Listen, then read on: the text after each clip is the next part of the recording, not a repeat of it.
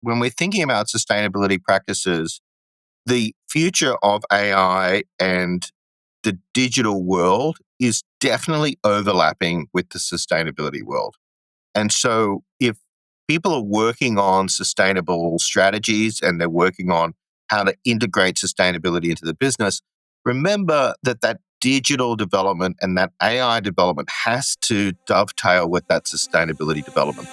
Welcome to The Greener Way. I'm your host, Michelle Baltazar, Executive Director of Media here at FS Sustainability. We're recording on Gadigal land and we pay our respects to the traditional custodians of country and elders past and present. In today's episode, we will explore how Gen AI and Agentic AI can help more Chief Sustainability Officers or CSOs improve their whistleblowing program. But the question is how? And I think before we can narrow it down to the topic of whistleblowing, we also need to explore, well, how exactly can you use Gen AI and Agentic AI in the sustainability sector? Joining us today is Scott Lane, lawyer, technologist, and founding CEO of Speeki. Scott, thanks for joining us. You're welcome. Thanks for having me.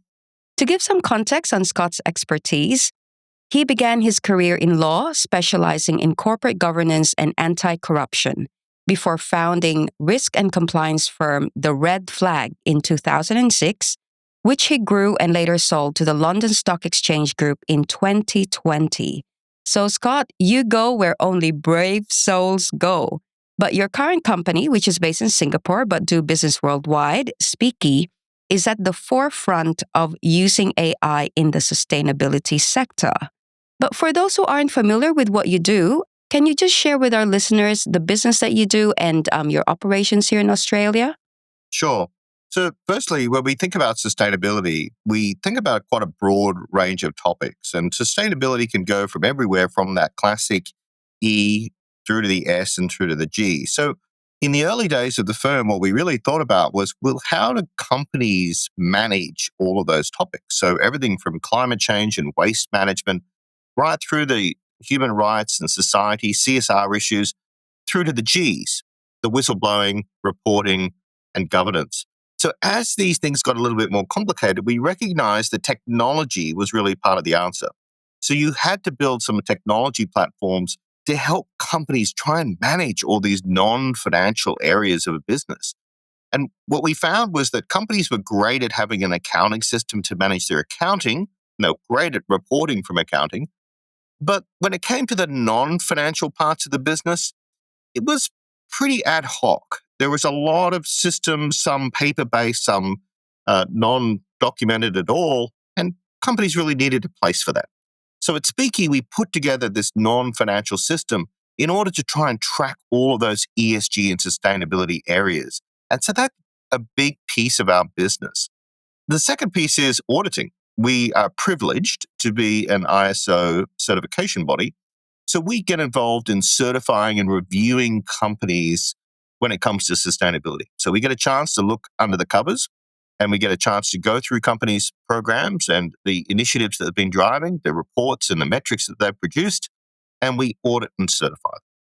So with that in mind, and I was just looking at your background, and certainly you were one of the pioneers in terms of AI use, and more recently, you even have your own Gen AI called Nicole. So let's talk about that, the how, when, what, and why Nicole. Well, one of the first pieces of the technology that we worked on was whistleblowing. And whistleblowing, for those of you that are not familiar, is that classic tool that's used by companies to enable someone to report an issue. So they want to report something that they may have seen or may have heard. It may be a safety issue that they've observed, or it may be some form of harassment or discrimination or even forms of corruption. So a whistleblowing system is really designed for people to speak up, to give information across to management so that management can go and investigate the matter. So the old days in the 1980s, what would happen is that you would provide employees with the telephone number and they would call a 1-800 number, which may or may not work, and it would get through to a classic call center. And someone in that call center would pick up the phone and they would say, hello, what would you like to tell me? and they take down some information. So they'll take your name and contact number, the company you work for, and they'll ask you a few questions about what is happening, what did you see, what did you observe. And then that information was sent through to the company.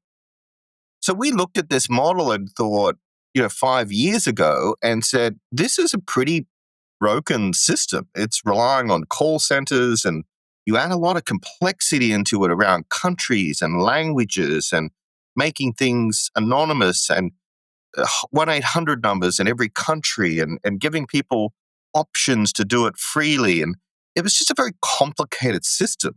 And so we sat back and thought, there has to be an easy way of doing this. So at the time, this was 5 years ago, we reached out to IBM and said, how could IBM Watson actually help us? How could we use what was then one of the earliest versions of AI to try and help us take away the call center? Why can't we just have a system where you can have a dialogue with the computer and the computer can respond to you and ask you questions, and you can have a dialogue with that computer, and the computer can record all of that information and can document the entire dialogue.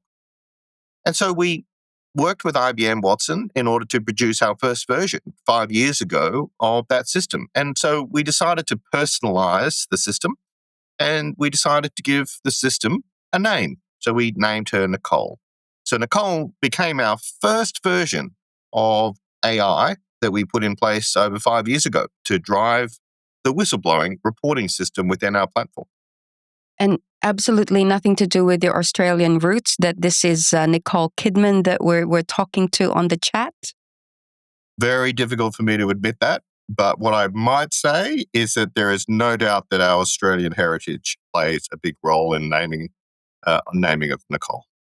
But definitely on a serious note, though, supplier whistleblowing systems, as you pointed out, is truly important, especially for listed companies that are now global. We don't know what their labor practices are, how much damage they've done to the environment potentially, and as you've pointed out, different countries, potential scope or opportunities for corruption and other violations. Now, do you have any stats at all on how having this as a chatbot or a Gen AI has improved the framework compared to what it was before? Like you said, whether it's a anonymous email or a call to a call center. Yeah, we do. And a lot of this reporting relies on trust. People need to trust that when they make a report up to management, they need to trust that management's going to take it seriously. They need to trust that if they want to remain anonymous as part of that process, that the system will enable them to be anonymous. People also need to trust that they're not going to be retaliated against, meaning if they raise an issue that may cost the company money or it may cause the company to have to investigate issues, people need to feel comfortable that they're going to be taken seriously, that the matter will be respected, that there'll be investigations following, and that they're going to be protected. So there's a huge amount of trust that is there between the person reporting and the company that is receiving that report. And what we've found over the years has been that actually people significantly trust machines more than they trust humans. In organizations, there's a lot of politics, there's a lot of jockeying, there's a lot of issues that are kind of happening in the HR side that there isn't always that transparency as to whether or not things will go along the right track that I just described. But actually, technology doesn't think. Technology doesn't have emotions. And so what we found was that once people got very comfortable with using an app and using a dialogue with Nicole, we actually find that people use it a lot more. So our clients are seeing that people are reporting things more. They're feeling very comfortable jumping on the app, reporting something, uploading a photo, uploading a video, giving information, answering questions. And they're doing so very easily, just like they would use WhatsApp or Facebook Messenger. It's the same sort of system. And so they're very comfortable doing it. They're very comfortable using the phone, and they find it just a very simple process. So it removes a lot of the anxiety that people may have had in having a dialogue with a human. They make it much easier. So we're definitely seeing now around 80 to 90% of reports going through the app and using the Nicole system. Well, that's comforting to hear that this would improve the confidence, if you like, of people sharing what could be sensitive in nature. And certainly, like you said, it could be that the CEO themselves is breaching the code of conduct or is saying yes to the environmental damage potentially. But the other thing that I want to ask though is that we've all used ChatGPT as the kind of the first contact on Gen AI. But what are the risks that sustainability companies or CSOs need to be aware of when they're using an AI platform in the sustainability space? Yeah, it's a great question. So, firstly, my view is that CSOs and sustainability professionals need to engage with AI. In fact, AI and the digital transformation is an essential tool for sustainability officers. In fact, it's very challenging now for companies to be truly sustainable unless they're really encouraging that digital transformation. So I think digital transformation and sustainability transformation are very much interlinked. And we've seen lots of situations where that digital agenda and that AI agenda can really propel the sustainability message. So, firstly, the two definitely go together. Secondly, what I'm finding is that as we work on the sustainability area, we are now deploying Nicole into lots of different areas. And as she gets more competent in both understanding clients and understanding language and understanding the sustainability expertise, and she starts to learn a lot more and she gets trained a lot more about how sustainability officers work, she's now starting to be able to show true value back to sustainability people. Some of that value is doing work for them. As we start getting into this agentic world, Nicole will start being an agent. She's starting to be a part of the workforce of a sustainability officer. And what we're seeing and what we're developing is where we hope that Nicole will be, in fact, almost like a member of staff, where you can think about your sustainability team, and part of that team is an agent team. Part of that team is perhaps Nicole. So there's no question at all that we're going to see this develop over the next, I think, 12 to 18 months. We're going to see a lot more push into agents. We're going to see a lot more value being driven to sustainability teams, not just taking the low end work away from them and automating some of that, but moving far beyond automation to really think about how do we get better data? How do we interpret data? How do we predict data? How do we compare? How do we benchmark? And how do we start actively doing things? So, how can Nicole be a member of a team, just like a normal human resource would be?